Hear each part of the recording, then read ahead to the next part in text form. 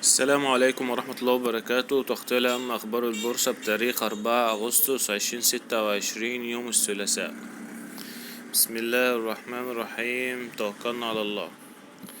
القاهرة للخدمات واضح مستجدات نقل أرض مدرسة في البحيرة. ارتفاع مؤشرات البورصة بالمنتصف السبعين يتجاوز 19,600 نقطة.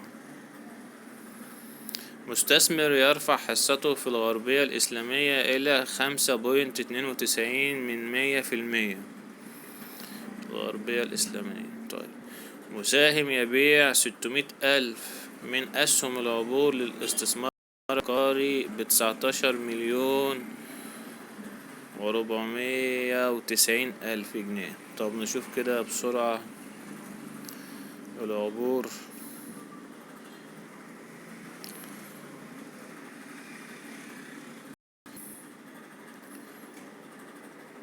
قام مساهم محمد أشرف عد 600,000 سهم من أسهم شركة العبور للاستثمار العقاري، وبلغت قيمة الصفقة 19,490,000، ومتوسط سعر بيع 32 جنيه 49 قرش للسهم الواحد بتاريخ تنفيذ 3 أغسطس 2026. وذلك انخفضت نسبة ملكية المساهم في الشركة من 5.75%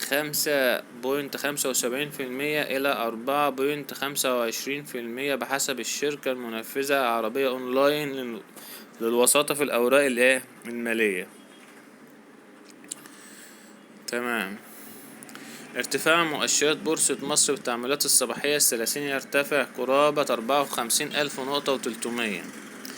البورصة تقرر إيقاف التعامل على أسهم القاهرة للخدمات التعليمية. شوف كده تفاصيله بسرعة.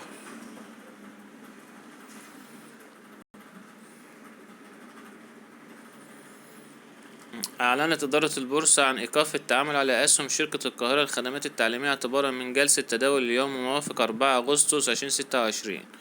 وأوضحت البورصة أن قرار الإيقاف يأتي في ضوء المخاطبة الصادرة من البورصة للشركة بتاريخ اليوم ذاته بشأن قرارات مجلس إدارة الشركة المنعقد بتاريخ 3 أغسطس 2026. الخليجية الكندية توافق على بيع أرض ب6 أكتوبر الجديدة بحصيلة 45 مليون جنيه. تايكون انفستمنت تتحول للربحية خلال النصف الأول من 2026. طب نشوف كده تفاصيل الخبر بسرعة. تايكون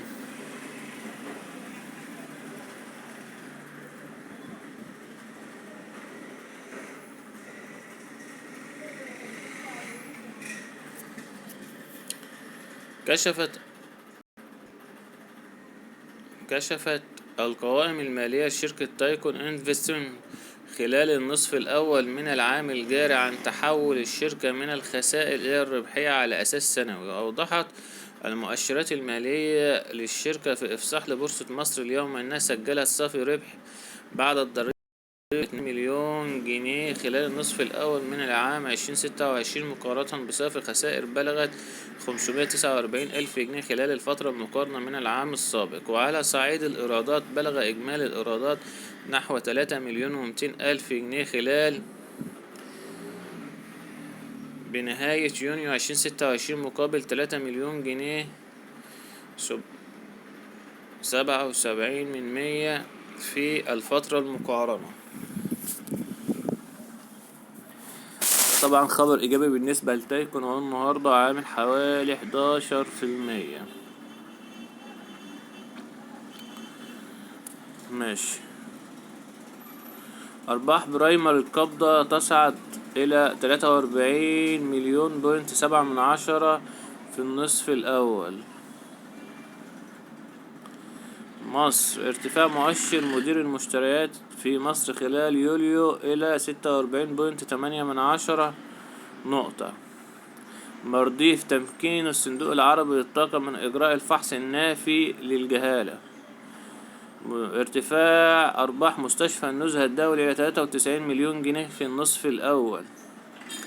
أسواق النقد تهيمن على صناديق الاستثمار بأصول تتجاوز 296 مليار جنيه.